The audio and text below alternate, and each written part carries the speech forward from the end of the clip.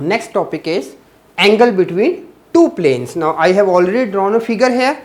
One plane is in red and one plane is in blue. Now what the angle between them is, let's define it first now. The angle between two planes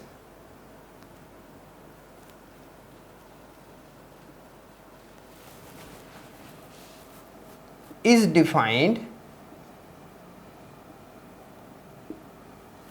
as the angle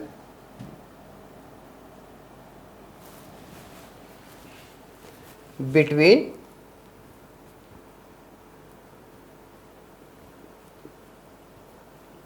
their normals.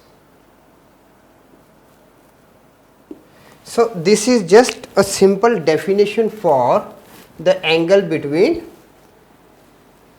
two planes. Now let's write it in the vector form and then in the Cartesian form. Now first of all, vector form.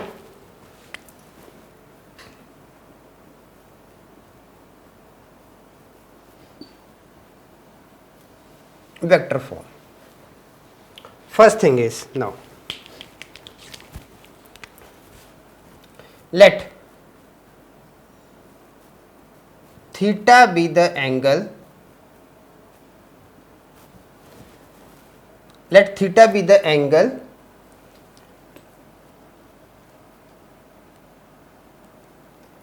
between the planes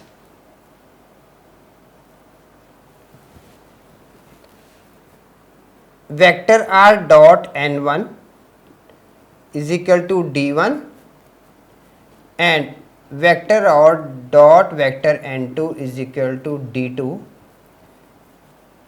then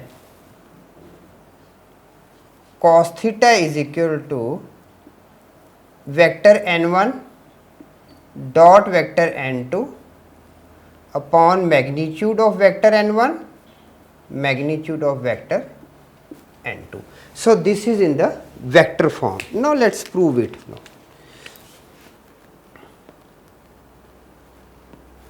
proof.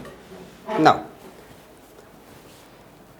if, now here I have drawn angle between the two planes, this is theta and these are the two normals, okay, normal to plane 1, normal to plane 2, like this one, okay. So this is theta, angle between the planes from blue to red, and from one normal to the second normal, this is also theta, okay.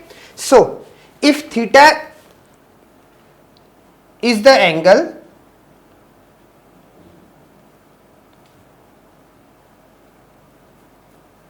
between the planes, then theta is also angle between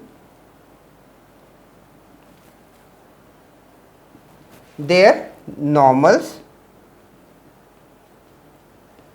say vector n1 and vector n2, okay.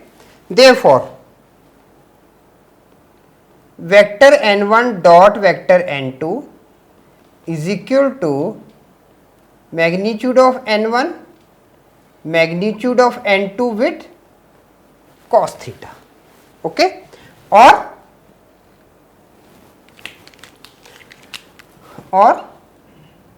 cos theta is equal to vector n1 dot vector n2 upon magnitude of vector n1 magnitude of vector n2. So this is first very simple thing. Now conditions. Now number 1, condition for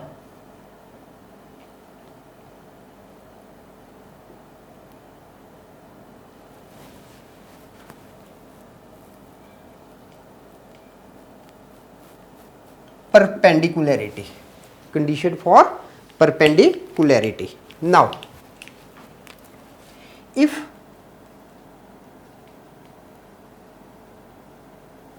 planes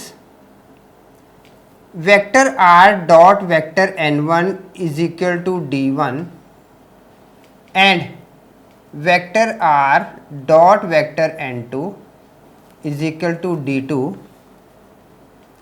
are perpendicular,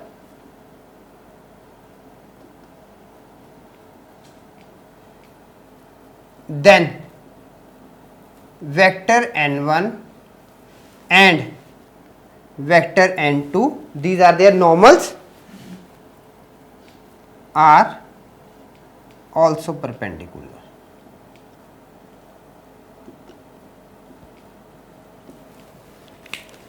Therefore, vector n1 dot vector n2 is equal to 0. Condition for the perpendicularity. Now, number 2.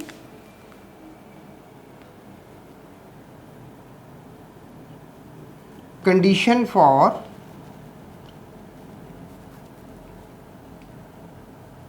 parallelism. Okay, second condition. Now, here if planes vector r dot vector n1 is equal to d1 and vector r dot vector n2 is equal to d2 are parallel, then their normals is also parallel to vector n2,